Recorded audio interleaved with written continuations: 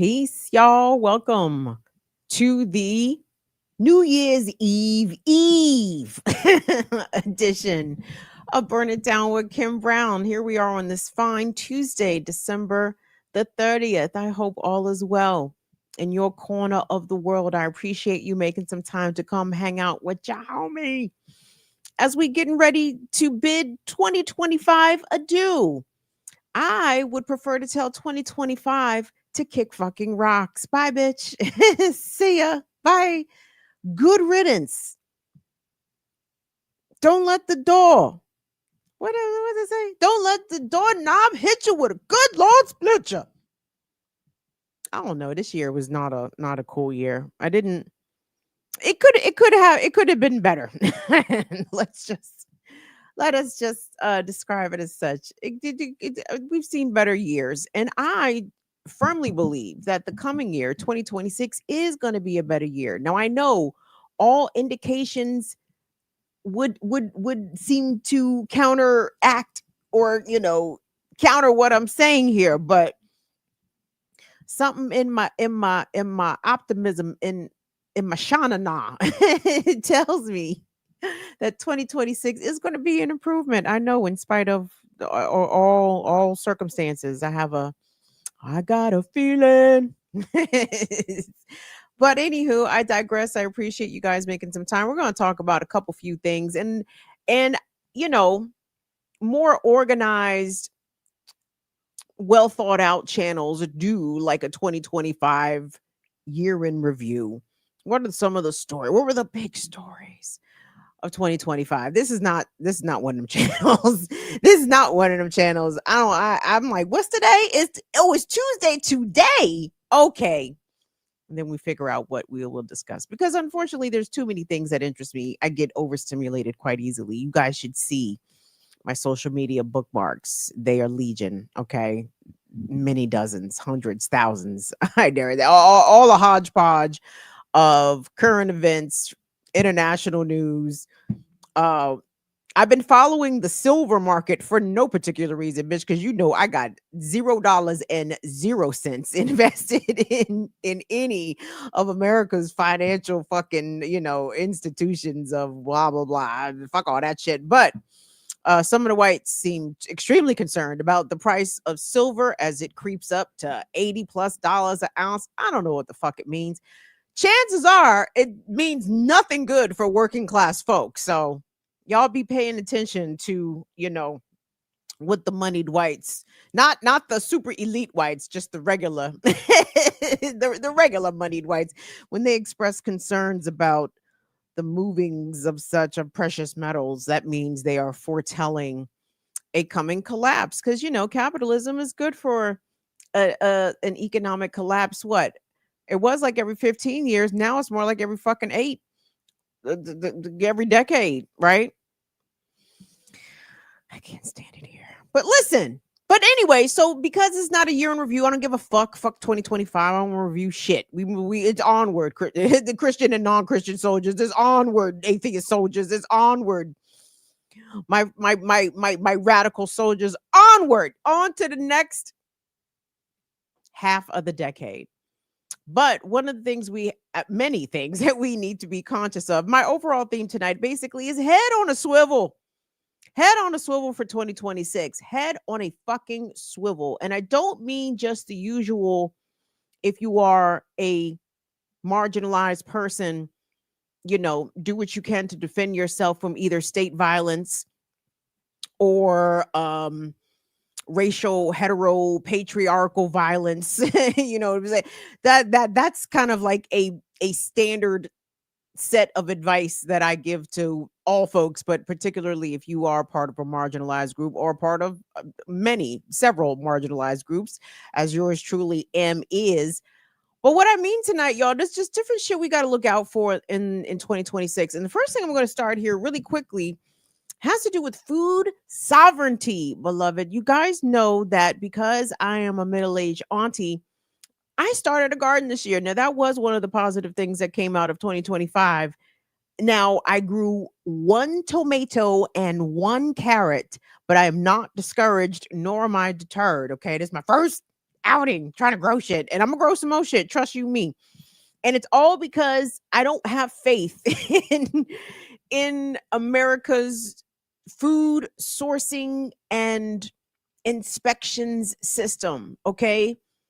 The Food and Drug Administration, I believe, is in charge of food inspections, right? And I think the USDA falls under that. USDA handles meat inspections, does routine, I guess, maybe not so routine inspections on meat processing plants, etc. Though I think a lot of these standards weren't great to begin with, but under the Trump administration, these standards are continuing to deteriorate, right? And there are not either many people or many qualified people minding the store. You guys know there has been a number of outbreaks, including listeria. What was the nasty one that came out of the Boar's Head plant in Virginia? Boar's Head, they do deli meats and cheeses and such, and they had something disgusting that tragically like killed folks, right? And anyway, for those that like chicken, okay, and we will not abide by the stereotype that only Black people are fans of chicken, in particular fried chicken. I dare you point me to a culture that does not like chicken. Okay, point me, find me one. Besides y'all freaky vegans, I'm not talking about y'all. I'm talking about the yard bird. Everybody loves yard bird. Yardbird is beloved from North America to South, from the continent to everywhere. Who doesn't love chicken? Everybody loves chicken. Now, the problem with the chicken is chicken has become industrialized, right? And there are millions of chickens that are grown, harvested, processed every single year. And with fast food joints like Chick-fil-A and KFC and other places that do chicken, there's a lot of people producing chicken out here in the world. But what is the quality of this chicken? What kind of life did this chicken leave?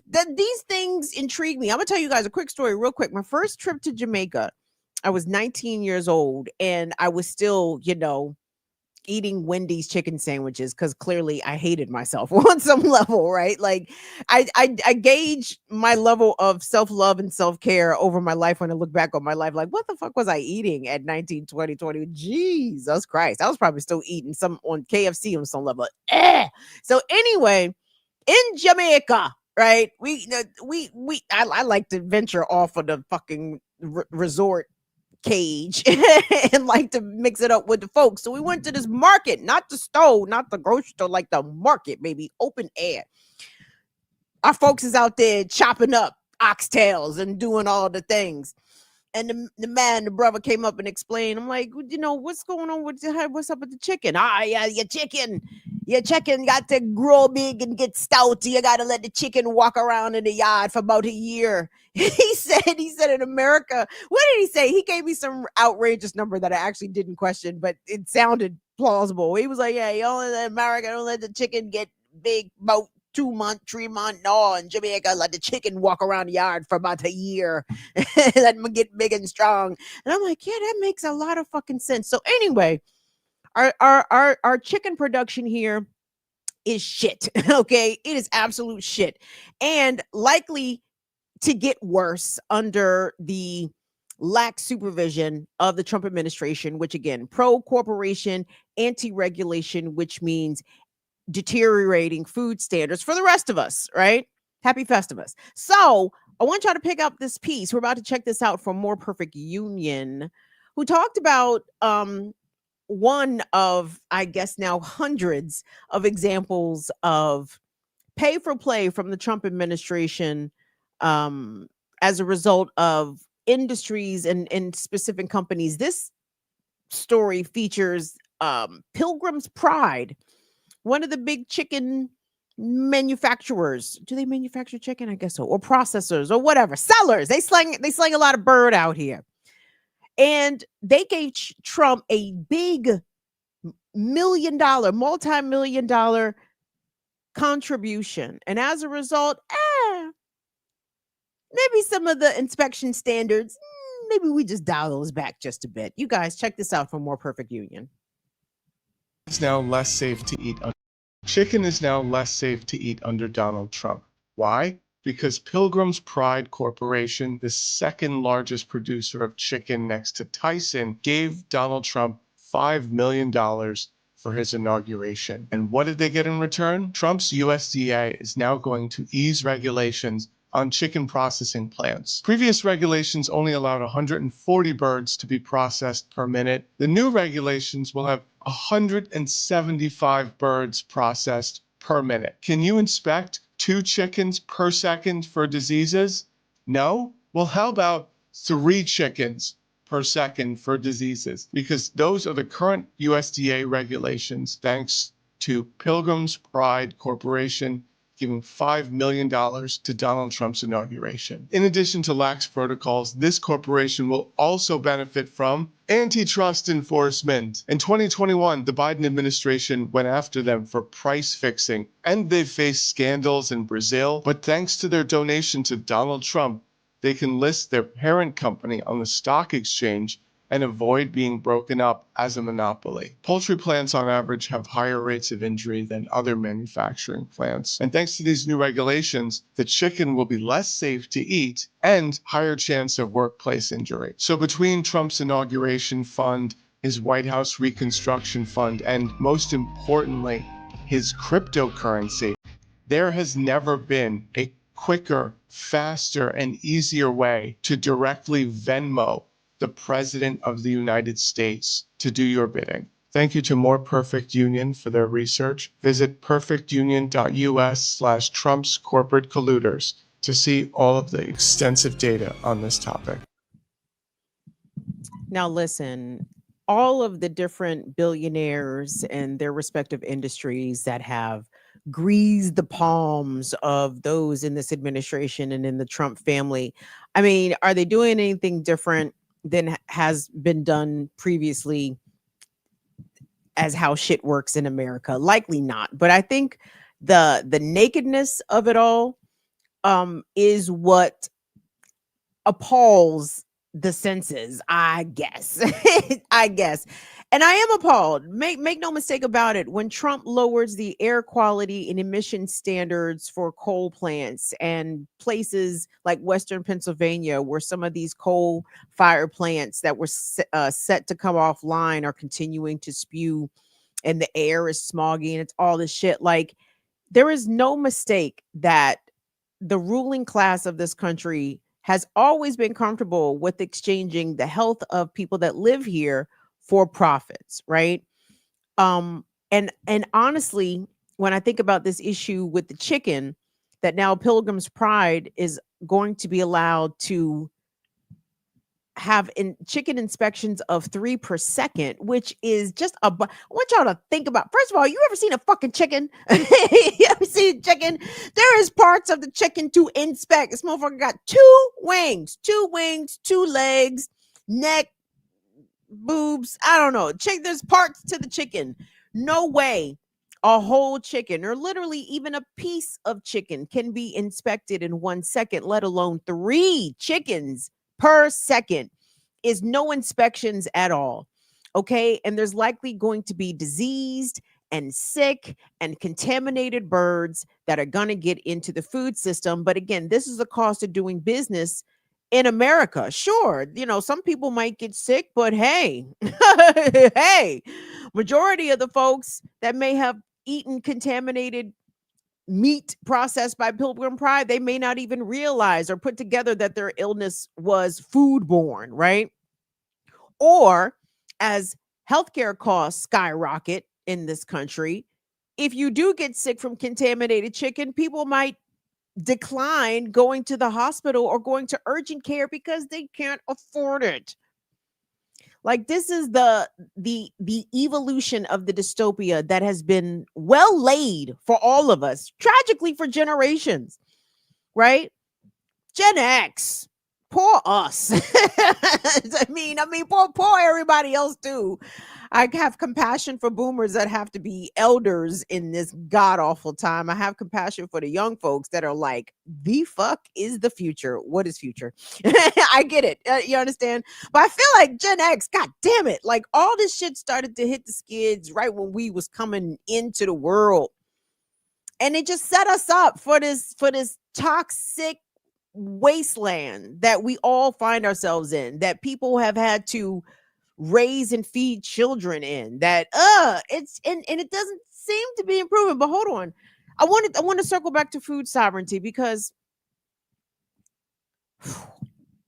how can we improve our chances of eating better food, right? And unfortunately, in most cases, quality food is tied to cost. What can you afford? And not to say even the more expensive foods are super well inspected and are cleaner than other foods, but you may find a better quality of food depending on what you are willing and or able to pay. There is a brother on TikTok whom I follow that runs a poultry farm in Virginia. I'll give y'all his website. It's called Blackbird Coop. Blackbird COOP. WW is how the brother did. He's hilarious though. He's from obviously from here, but his farm is in Virginia. And I look at their offerings because they deliver to my area. I haven't ordered anything yet. And the reason I haven't ordered anything is because it's a little cost prohibitive. At the same time, I'm very supportive and glad that there are local farmers and poultry producers, since we're talking about chicken, that are there when I can afford it. Like I was like, oh, good. All this, yard raised, farm raised, grain fed, grass fed, all of this shit exists, but can we access it? Right? Is it available to us? And I hear him making videos addressing this. Like, first of all, the farm does provide donated food and donated poultry to kitchens. What's the word I'm looking for? Food banks. There we go. Which is great. I appreciate, again, I appreciate the business model of this farm, the way he presents it, et cetera, et cetera. But he does go on to explain why the cost of the birds are what they are, because he pays his workers a living wage. The chickens are thoroughly inspected, not 3 chickens per second, maybe maybe 1 chicken per minute or 2 minutes or whatever. And obviously that drives down the the margins for profit, because things take more time to be diligent and thorough to make sure that you're not putting out a diseased product or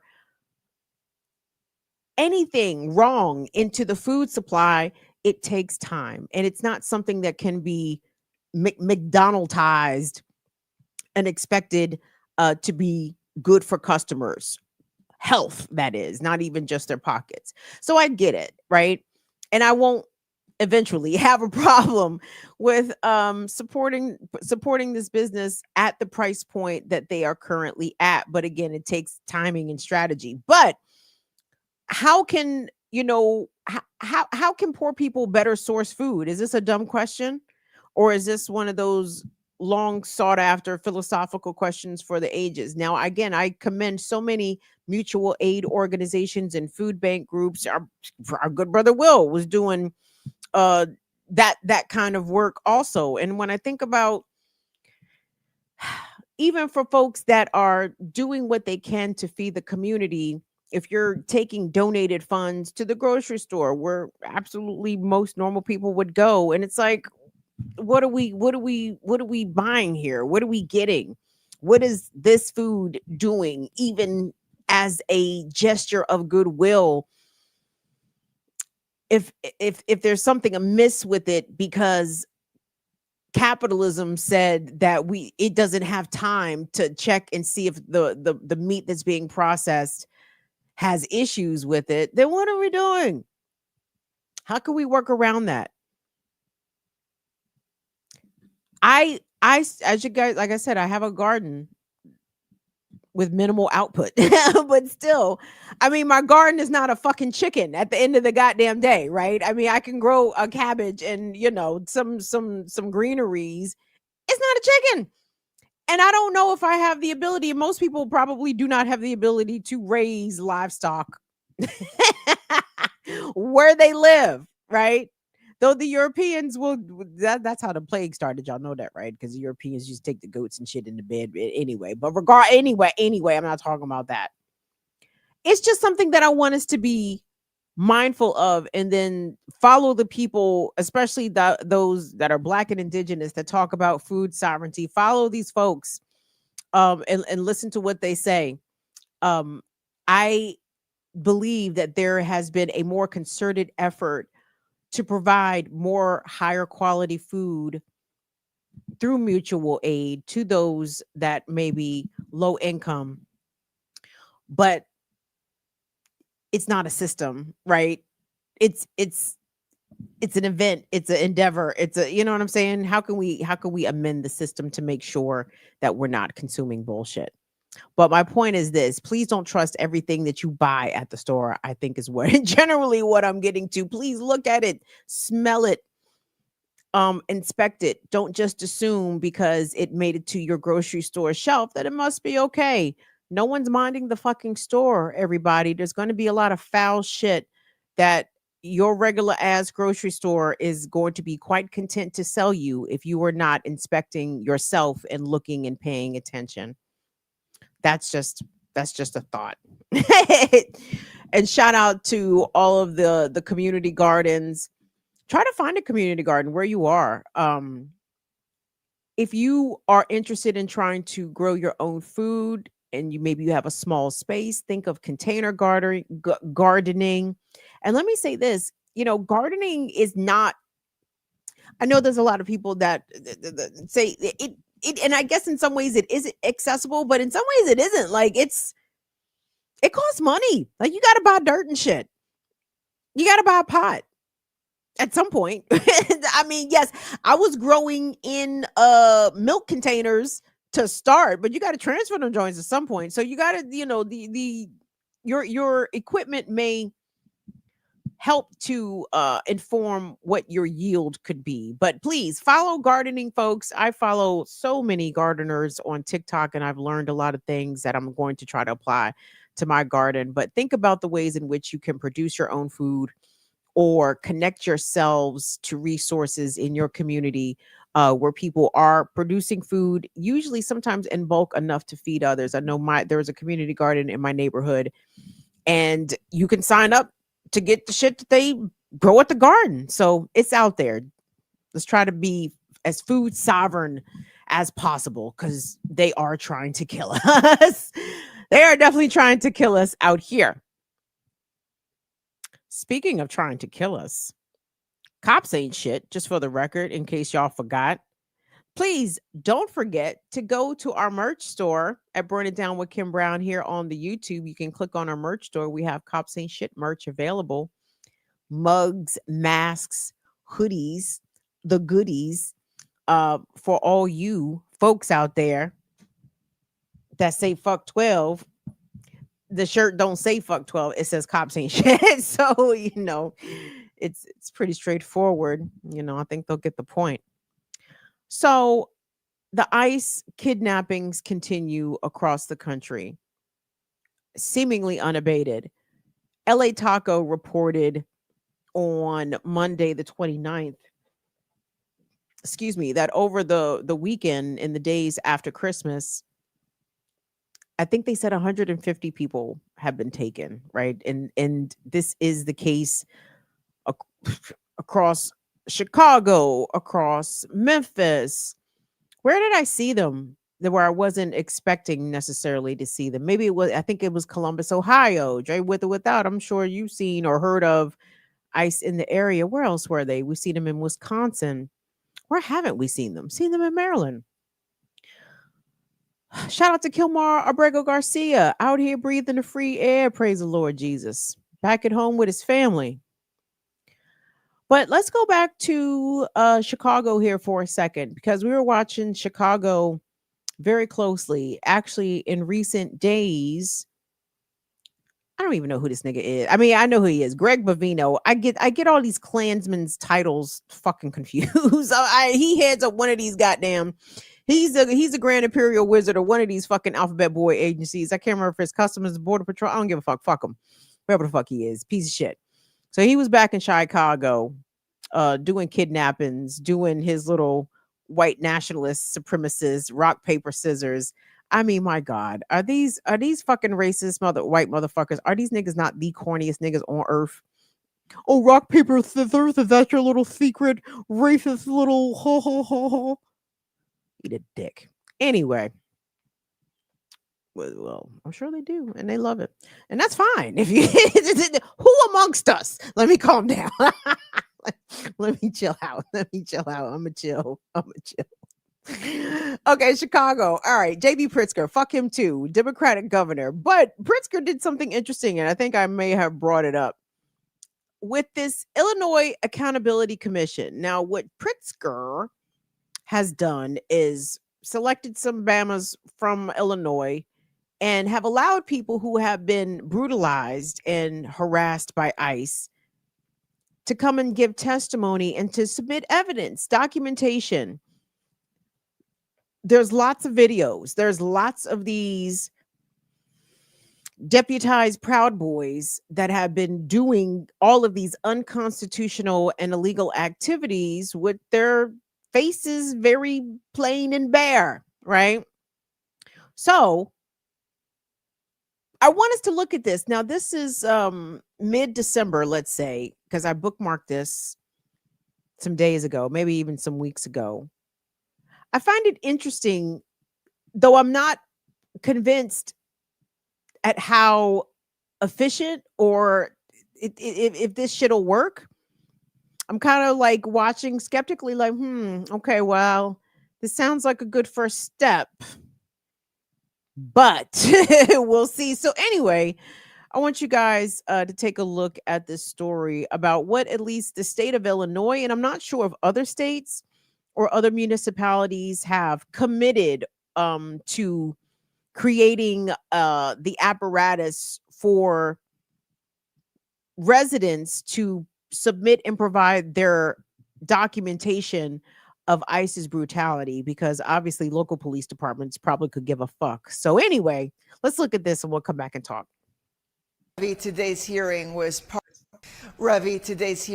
part of a larger effort to create a public record of federal agents' actions during Operation Midway Blitz, one that could, in a future where Donald Trump is no longer president, result in the prosecution of those proven to have violated the law. Mama, you okay, Mama? You okay? Kicking off its first public meeting today, members of the Illinois Accountability Commission focused much of their time on this November the 8th incident, showing the moment when a husband, wife, and their one-year-old child were pepper sprayed by federal immigration agents as they attempted to drive out of a Costco parking lot. They had done nothing wrong.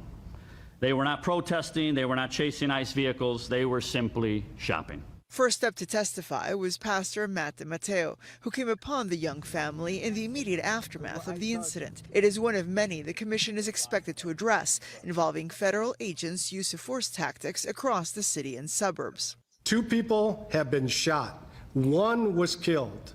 1 woman survived being shot repeatedly. And we saw how that case fell apart in federal court. Chairing the commission, created by Governor Pritzker back in October, Judge Ruben Castillo today said this about what they hope to achieve. We intend to pursue every single fact, every single piece of misconduct. Deputy Mayor Beatriz Ponce de Leon speaking in support of the commission's work. There's a whole propaganda arm that the federal government is using where they flat out tell lies about what they're doing. So at least this commission will gather and document what really happened here and why it is unlawful and reckless and harmful. Some of those present, however, question the efficacy of a panel whose stated purpose is to create a record for a future when presumably there is no longer a Republican in the White House. That's too long for us because we can't wait for 3 years or maybe longer while we're all being attacked. DHS today defending their agents' actions, which they continue to say are exercised only in the face of grave threats and dangerous situations. DHS law enforcement officers follow the law and the U.S. Constitution. Our law enforcement show incredible restraint and professionalism in exhausting all options before any kind of non-lethal force is used. The commission has not yet scheduled its next public hearing. They are expected to wrap up their work by April, when the governor has asked them to present him with their findings and recommendations on how to move forward.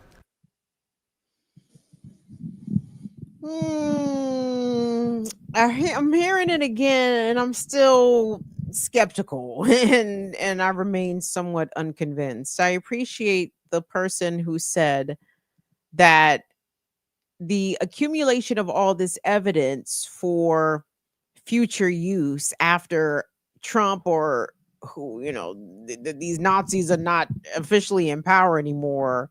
I'm sorry, that's too long to wait. that's another 3 fucking years. Like, thousands of people have been abducted off of the streets of Chicago and its surrounding area. And I'm sorry, how many more tens of thousands do you think would go missing in the next 3 years, while people righteously continue to document? But again, if the state, if the powers that be, if those that are tasked, those that receive the community's tax dollars, don't do what is in their realm to protect the community, what the fuck are we actually doing? Okay, Pritzker wants this commission to continue to meet and present their findings come April. Then what? Is the Illinois Attorney General, State's Attorney, are they going to move forward with indictments? Because here's the thing. Now, I am not a lawyer. This is not legal advice. This may not even be legal fucking knowledge, but from what I understand about the law, cops have a level of protection known as qualified immunity. But from what I understood, as soon as that nigga violates your constitutional rights in some way, that qualified immunity goes out the door. Like, for example, if you assert your Fifth Amendment right to remain silent, and they still continue to question you, or maybe even try to assert a little threat and force and violence behind threats, even after you've invoked your fifth, anything that you say to them is donezo. That's over. And the cop themselves could be opened up for some potential, at least civil liability. I'm not sure about criminal liability. Again, I'm not a lawyer. I just watched Law and Order for 25 years and took a thing or two away from Jack McCoy. You understand? So anyway, this just doesn't seem like it goes far enough. And all I can hear at the end of the Trump term, or inshallah, well, Satanus calls him home. I almost looked up as though Trump is going to see Jesus. Okay. Satanus. When Lucifer dawn of the morning, when Lucifer finally calls home his demon spawn, and JD Vance takes the reins, or whoever the fuck, it doesn't even goddamn matter. Like, I don't see a long list of indictments coming for all these ICE officers, these Homeland Security, these Border Patrol motherfuckers who have been launching tear gas in front of elementary schools and shooting people in the face with rubber bullets and straight up abducting people regardless of their immigration status. People who had full legal right to be here. Some others, whole ass U.S. citizens. Like, are we do y'all see the indictment? Do y'all see these motherfuckers doing all this shit? Do you see them getting in trouble? I'm not talking about now. I'm talking about in the future. Like, to listen to liberals, it really kind of drives me up a wall to hear that, well, all these people are going to be in prison one day. Are they? What is this optimism? What are you basing this off of? Right? Because again, I told you guys, war criminals top to bottom in the Bush administration. I guess you're like, which Bush administration, Kim? Both of them, obviously. But the one that I have acute recollection of is W's cabinet war criminal. All these motherfuckers did all these atrocities and horrific things to the Iraqi people, to the Afghan people. What the fuck happened to them? Little to nothing. What even happened to the little underlings, the minions, the dipshits that tortured people at the Abu Ghraib prison? I mean, I think a little something happened to them, but it wasn't no big shit. And the people that gave the orders, sure as fuck, didn't face any kind of prosecution, any sort of criminal accountability. The Democrats love the police. My Democratic governor likes to brag about how much more money he's giving the cops. I'm sorry. I don't hear Wes Moore of Maryland or Anthony Brown, Maryland's attorney general. I don't hear these niggas saying send them no fucking pictures of ICE breaking the law, breaking and violating people's civil and constitutional rights. This is a joke. Document the shit, sure. Archive it, preserve it, whatever. But don't tell us that something will happen with this. No. If you're looking into misconduct, then that means you're looking into criminal charges. And if you are too pussy to say that, or we don't want to brag, go fuck yourselves. There needs to be some sort of deterrent. If these motherfuckers think that there is a possibility they could go to jail, then I think the Pritzker and people who are finding themselves on this Illinois Accountability Commission, they need to make that known and say that. Because right now, all of these deputized Proud Boys are moving as though there is no consequence. And they're going to continue to move that way for the next 3 fucking years. I do not think that these communities can wait that long.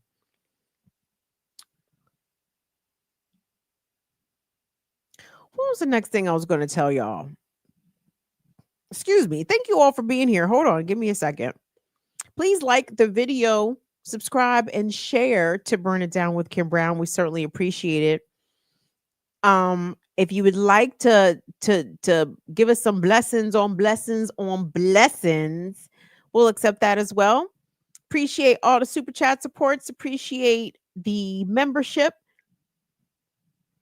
Open Google Docs. If you want to run us some bucks, we will take that as well. What the fuck is the thing? Oh yeah, $ BIDWKB on the Casher apper.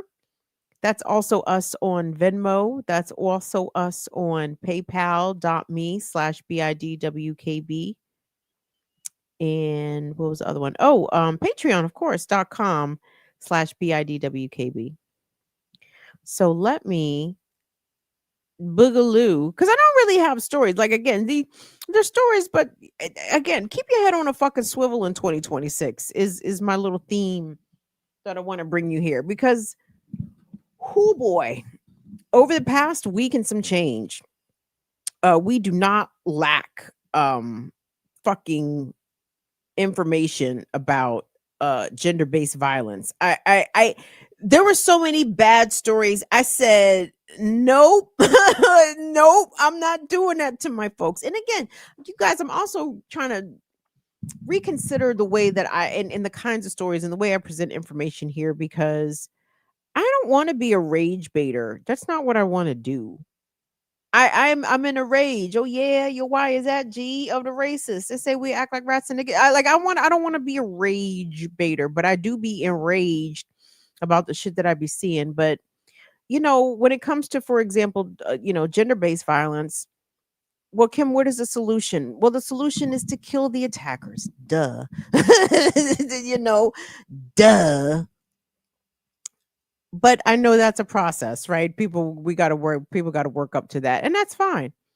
But it's on the table. Okay. So anyway, my solution, I said all that to say, I don't want to keep presenting these terrible stories. Jesus Christ. So many teenage girls over the past week in this country took terrible, terrible L's. There was at least 4 killings of women post Christmas in custody child exchanges, right? the kids was at one of the parents' house for the holiday, and then the other parent was coming to get them. I saw at least 3 women lose their end tragically. One happened, I don't know if Infinite Content is in here. One, I think, happened in Upper Darby, outside of Philly. And the motherfucker, 45-year-old man, shot his estranged 34-year-old partner with all 3 of their children in the back seat, because this guy's a real fucking winner of a human. He shoots her, kills her, then turns the gun on himself. I said, you fucking pussy. You should have shot yourself first, asshole, and allowed the mother of your children to continue to be there to raise and guide them as she was meant to do. But no, since he wanted to be mad with her, and anyway, I'm telling y'all the story, and I'm not even meaning to tell you. I saw an interview with the mother of the woman that was killed, and she said that the man, the estranged partner, had never hit this woman, not once, had never hit her. But he had such a temper, they believe that he was capable of violence, though he had never committed physical abuse against this woman. And then he shoots her the day after Christmas in front of their kids, y'all. Please pay attention on the first red flag, because bad. But anyway, I'm so sorry. I actually kind of didn't mean to bum y'all out with that, because there was lots of those kinds of stories, unfortunately. And of course, our solution, we need to be ready to kill these attackers, these predators, these abusers, because they're ready to kill you. Okay. So beat them to the draw first. But I digress. Hold on. I'm trying to get to my next story, and I done forgot what the fuck it was. Give me a second. I appreciate y'all being here, though, because you guys are the greatest, and just awesome sockses. So,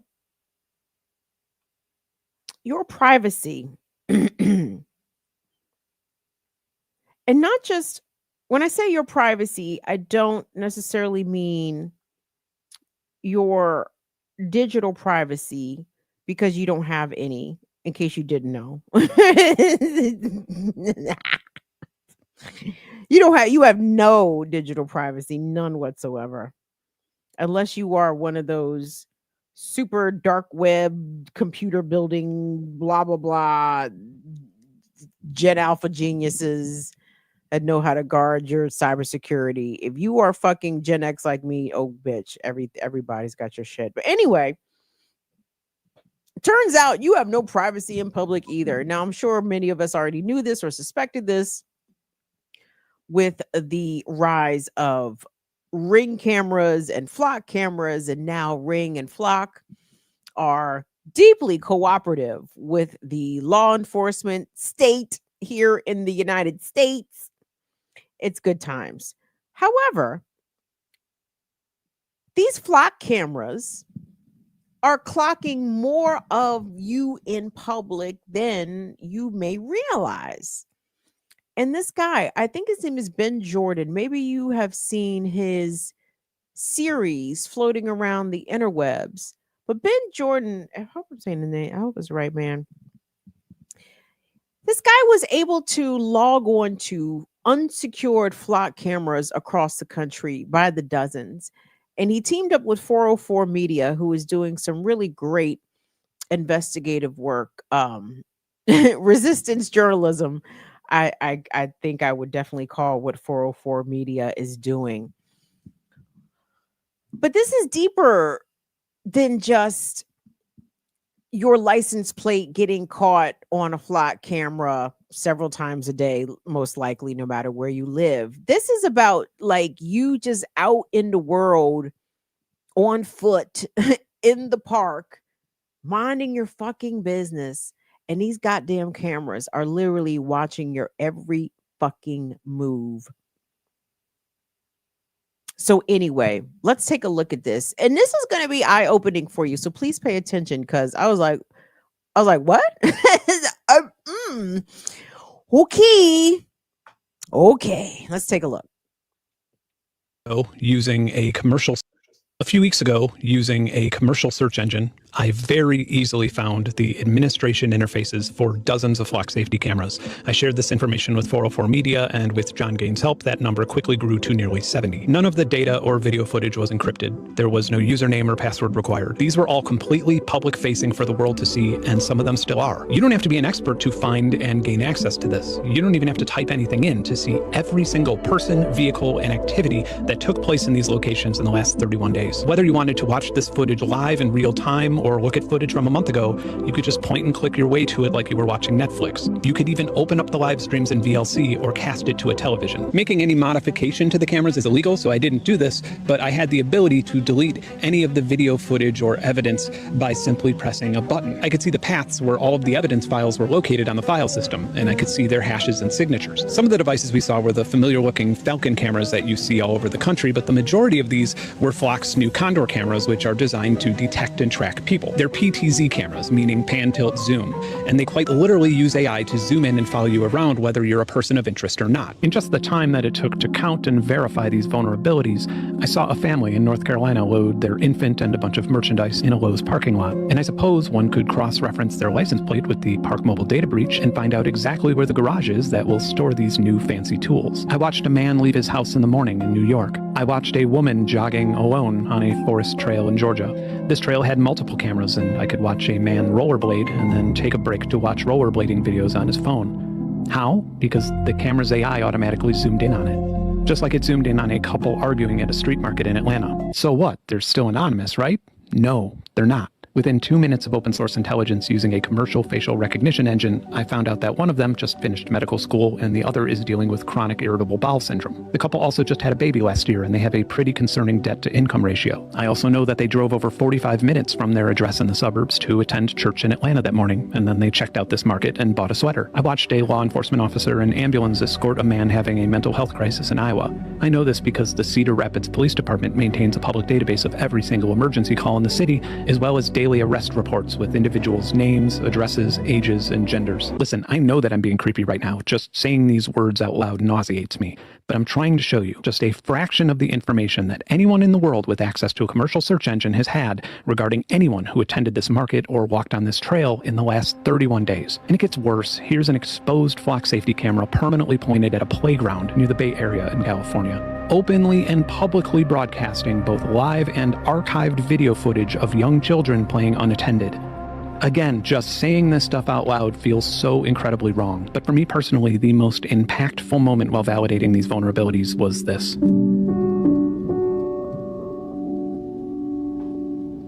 This resonated with me so much that I actually had tears welling up in my eyes. I've done this exact same thing so many times. I've seen a swing set in an empty park, looked around to make sure nobody was watching, and then just enjoyed the mindless motion that connected me to a simpler time. But this isn't something that most grown men want to be seen doing. The experience requires one to have a moment that is devoid of judgment. It's healthy escapism at its finest. And I realized that it's likely that this man didn't know that he was being recorded, and he probably wouldn't have done this if he had. This is a classic example of the Hawthorne effect, which is a change in an individual's behavior or choices when they know that they're being observed. Surveillance manufacturers love to talk about this effect when it deters crime. After all, someone isn't as likely to break into a car that's parked near a camera. But what they don't talk about is how it deters escapism. People are less likely to sing or dance or practice an accent or a cartwheel when they know that they're being watched. But escapism is often required for a lot of things. For example, when you learn an instrument or practice a skill for the first time, or even practicing line delivery for a YouTube video. The footage of the man swinging was powerful to me because it made me realize exactly why I have such a visceral objection to mass surveillance. It imposes on our right to find our own identities without judgment. And as someone whose identity and success is owed to ample amounts of escapism, this is a hill that I am willing to die on. I don't have the luxury to dedicate even more months to yet another flock safety vulnerability, but as you can see, this one is urgent. And frankly, I'm worried that it's already being exploited at the cost of the individuals who are unaware that there are even cameras in these locations. So I got in touch with 404 Media, who has been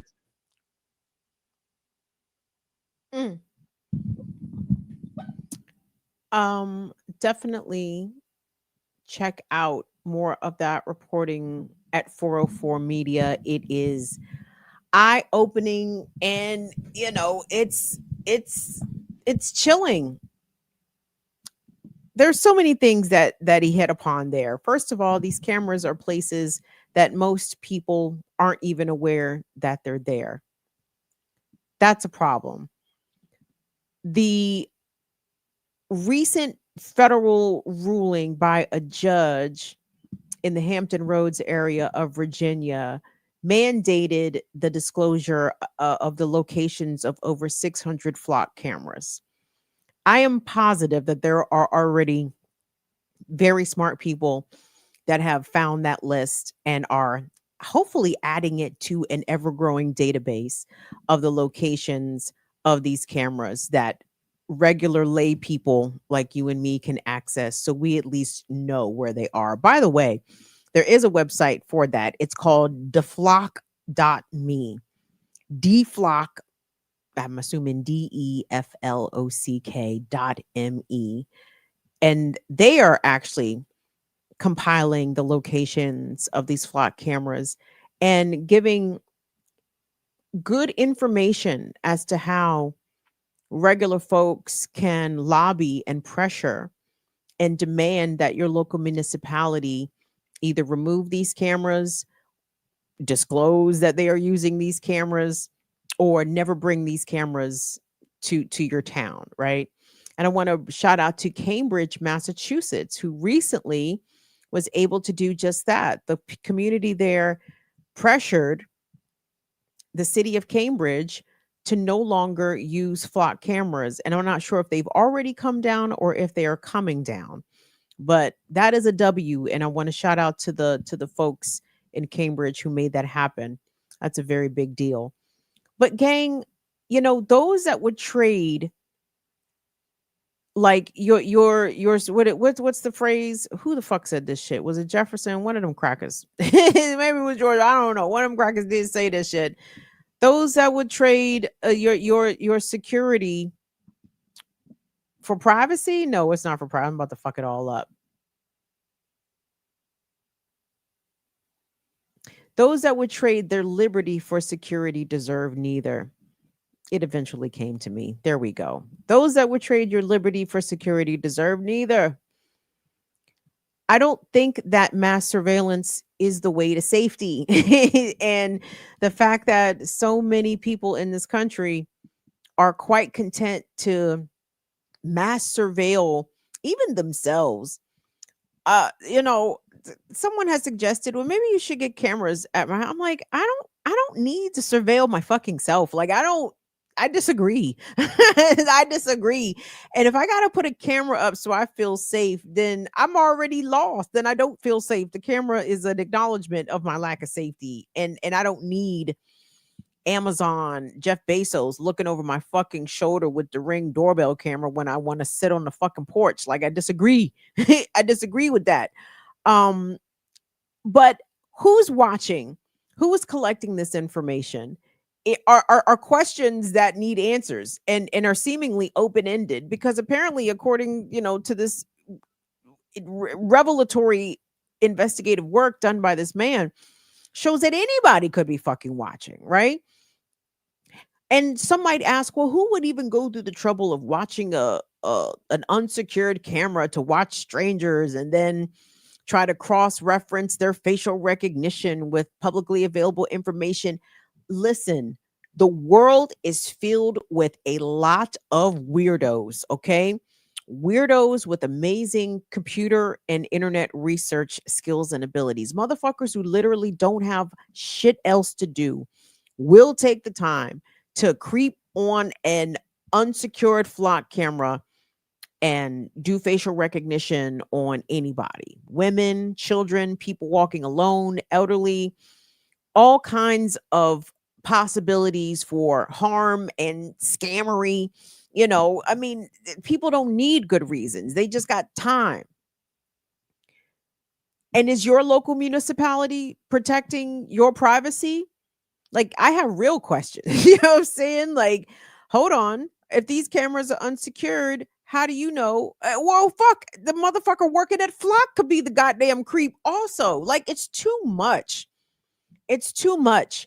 And to be clear, security cameras do not always provide the level of safety and decreased criminal activity as is advertised. There's a young lady right now in the San Antonio, Texas area, if I'm not mistaken. I just saw the story over the past couple days. 19 years old. She left her home the day after Christmas or on Christmas morning, left her phone, and it's been days. They can't find this woman.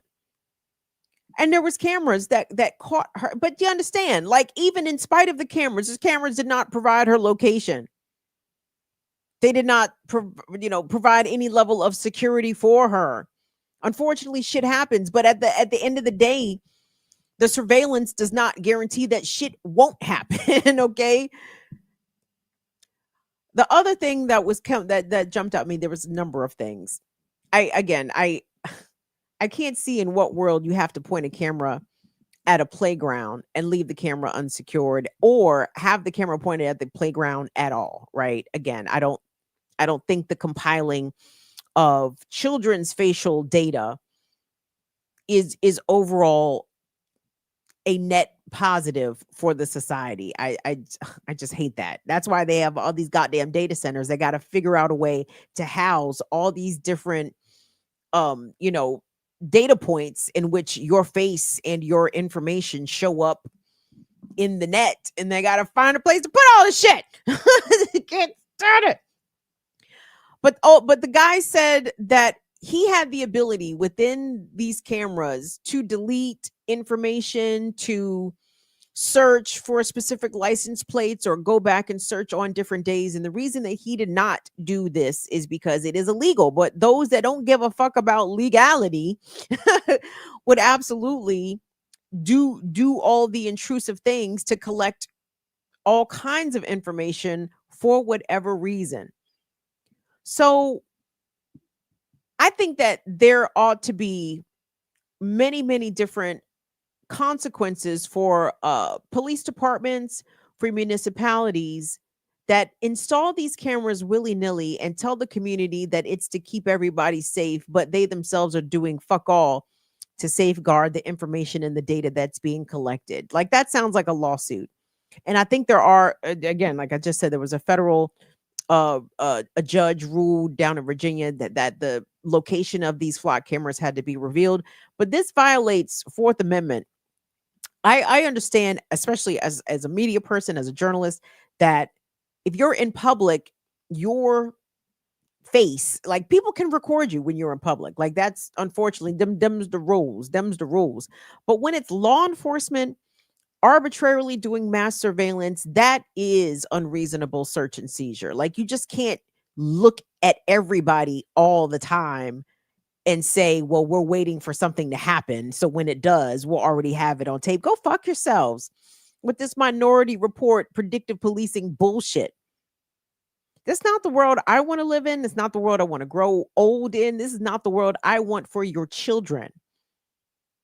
When the gentleman featured the man swinging on the swing set by himself and say that people will delay or deny themselves opportunities for escapism because they don't know whether or not they're being watched. I have seen the way that has impacted generations younger than me, and I feel really bad for y'all young millennials, y'all Gen Zers, y'all Gen Alphas. Sometimes for example, when the nightclub culture shifted from when I was young, we would party. You know what I'm saying? We would party, we would dance our fucking faces off, leave the club, makeup running, hair fell, sweaty, funky. Like, hey, we went to the joint to have a jam. But I feel like as the generations younger than me came up and went out, like, they didn't get sweaty, they didn't get undone, they didn't really get loose, they didn't really dance, they didn't enjoy themselves. Because why? The fear that someone would be running camera on them, running video on them, like, look at that person over there enjoying themselves, and like, the shit would get posted. And I feel bad for teenagers, for kids. Like, can't just be loose and free and enjoy yourself and figure out who you are because of the overarching concern that someone is watching you, and someone may post a video of you actually experiencing joy, and they might find that funny, and then that could ruin your life. And like, what kind of existence is that, everybody? What kind of way is that, does that to be? I hate that for everybody, but I especially hate that for those that are too young to know the difference. Like, for those that don't know what the before times, for those that don't know what the before times were like, where you could just do shit, hell, even commit petty crimes, right? Like, you could get away with shit. You could run and know what there wasn't a camera every other household tracking your movements. I mean, God damn it! And this is not a lament for the days of yore. This is lodging a legitimate complaint that the mass surveillance is literally altering our human behavior and our ability to enjoy pleasure and to experience moments of solitude without feeling like someone is observing us, or something, some eye in the sky is seeing us somewhere. So you better be on your P's and Q's. You better not pick your nose. Better not pick that wedgie. Someone might catch it. I do not like it here. I'm finna turn y'all loose. And as much as I would love to keep all the things above board, first of all, Donnie Bird, Afraid Not, thank you so much for your Cash App support, per usual.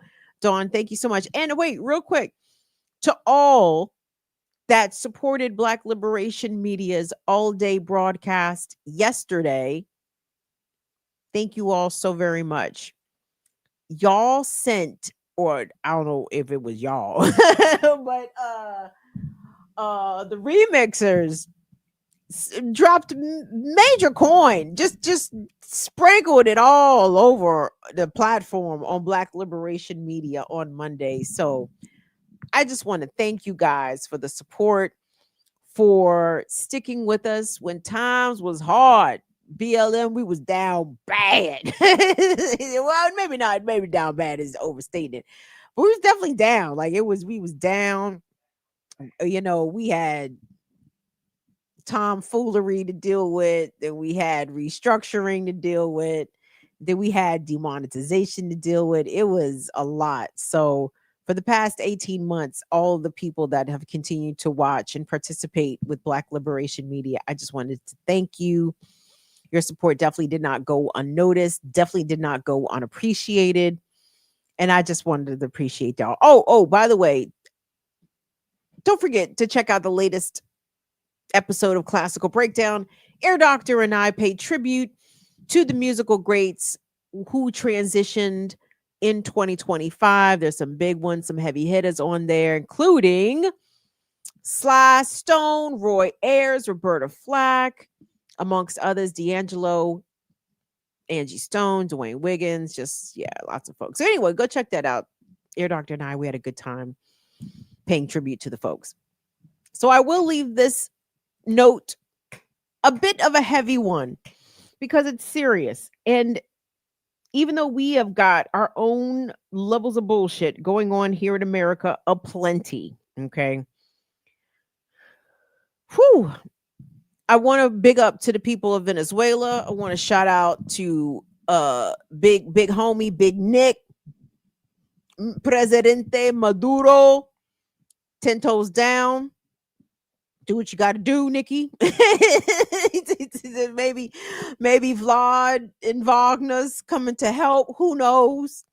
But seriously, big up to the people of Venezuela. Big up to all the people that are suffering and experiencing persecution in the Congo, in South Sudan, and of course, those that continue to suffer in Palestine and Gaza.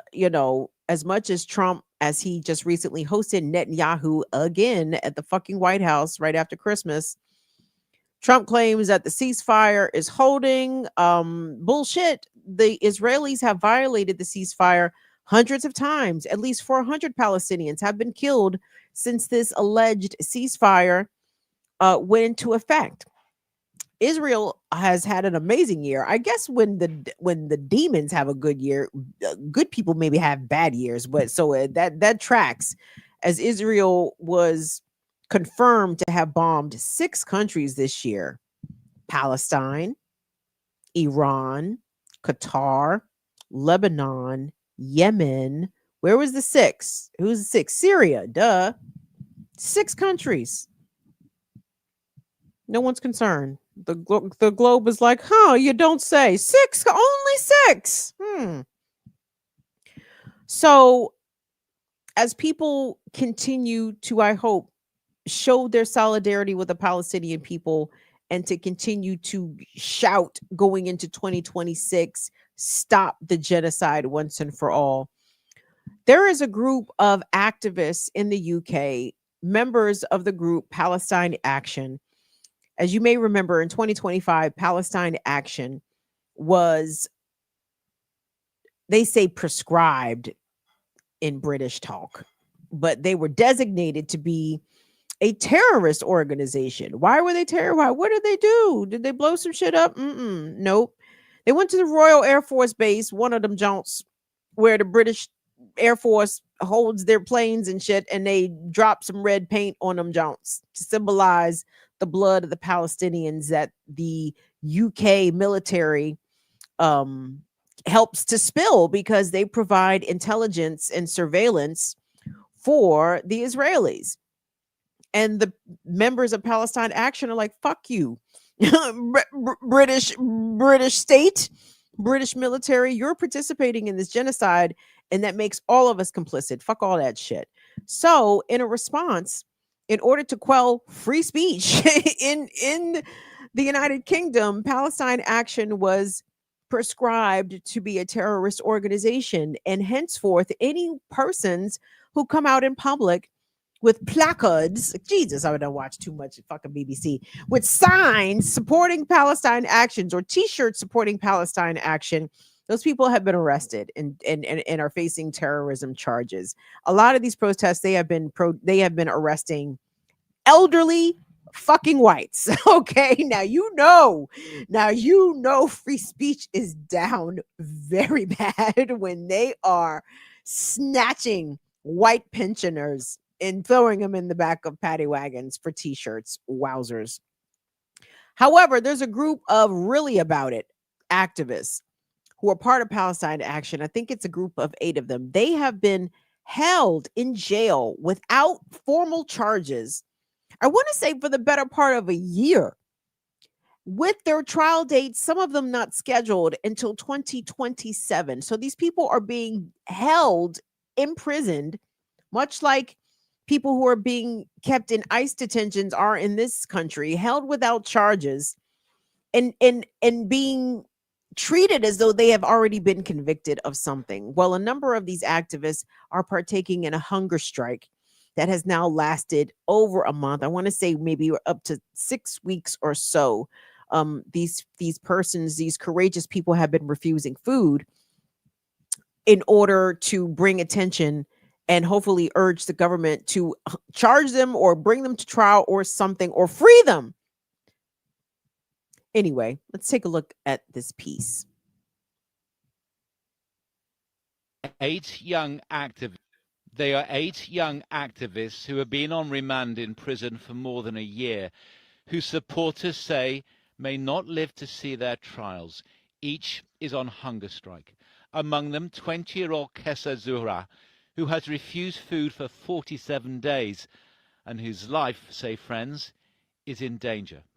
It's very hard to watch her walk right now. She has almost no energy too, so she walks extremely slowly with her back hunched in pain. She still wants me to hug her, but she can't hug back at all.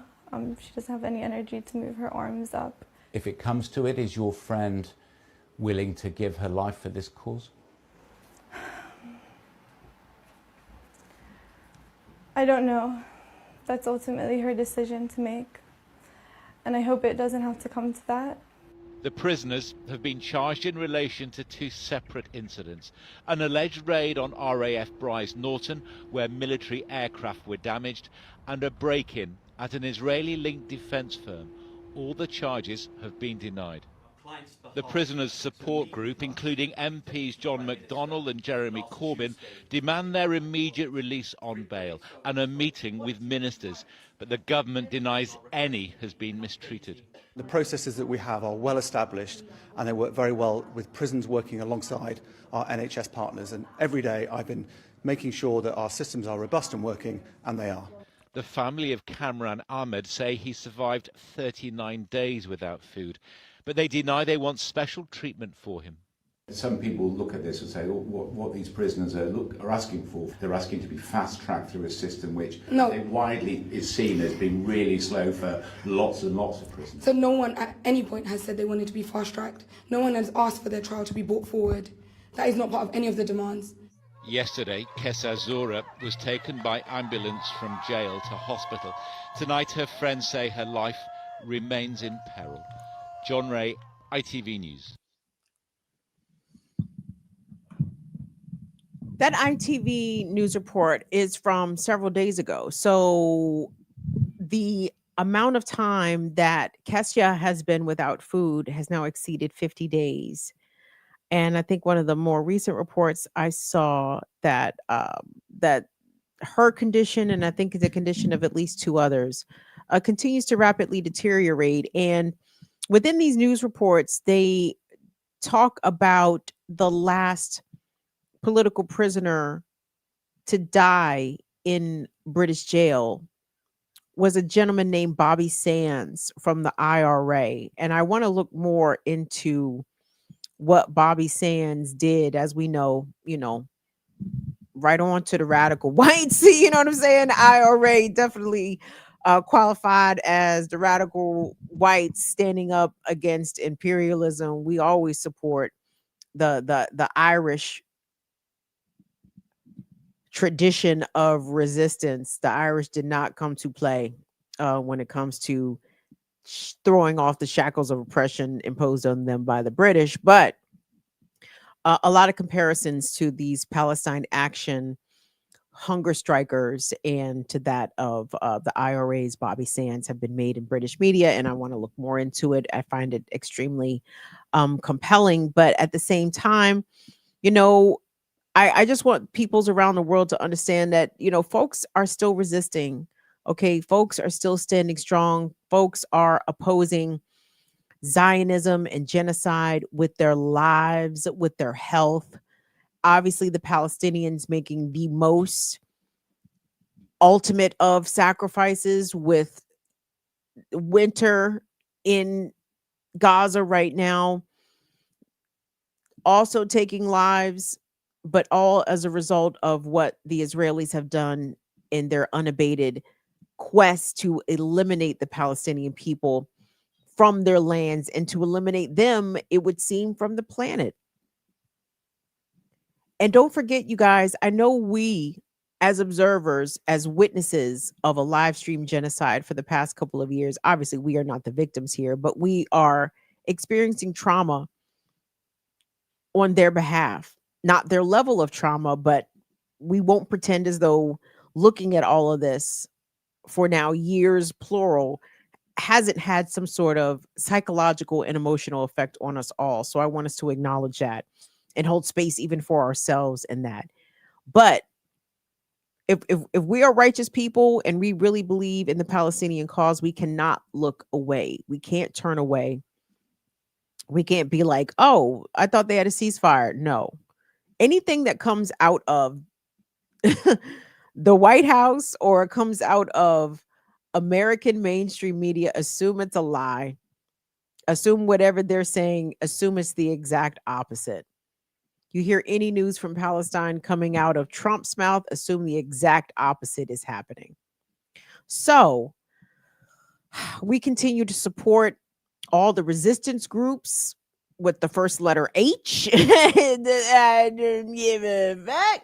I know they have been designated Tigray. I don't give a single shit. I support the resistance. I support the kind of resistance. I support the ongoing nature of the resistance of the groups whose name begins with H. And there are multiples of those groups. So we shout out to them in 2025 and going into 2026, and ask the Creator to continue to give these people not only the strength to survive, but to fight and to be victorious, which I hope that they can be. So anyway, support going out to the Palestine Action hunger strikers, people that are supporting their rights to free speech across the globe. Please continue to do that, y'all. We are in for a big fight in these coming years, and it's not just against Trump.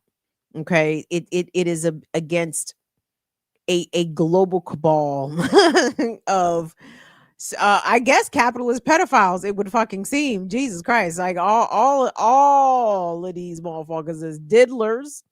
They are exploiters. They are global polluters. They are extinction level event creators. But there's less of them and more of us. That's why I believe that we will win. I know that we will win. There is no other option, because these people are lesser than us. They really are, right? And we cannot be felled by suckers. All right. I refuse. So anyway, gang, what else am I supposed to say to y'all? Please be safe on your New Year's celebrations. If you're gonna bust your gun, bust it away from residential areas, I want you to not get in trouble. Please don't drink and drive. If you get high and drive, well, just be careful. If you drink and drive, don't do that shit. But if you smoke and drive, you just be careful out there, because I think you have more wherewithal when you smoke and drive. I digress. Thank you so much to Will and Molly. Thank you so much to our wonderful fire famers, La Familia del Fuego. We love y'all. Thank you to everyone watching on Twitch. And don't forget, your Cops Ain't Shit merch available at our shop. So click the link on the channel somewhere. We'll see you guys in the next year. I'm not certain if we're doing a show Friday. Depends on how I feel. But if I do, I'll see you then. If not, I'll see you next Tuesday. I love y'all to pieces. Please be safe. Tune into Black Liberation Media and support. Thank you all to pieces. All right. See y'all later. Bye-bye.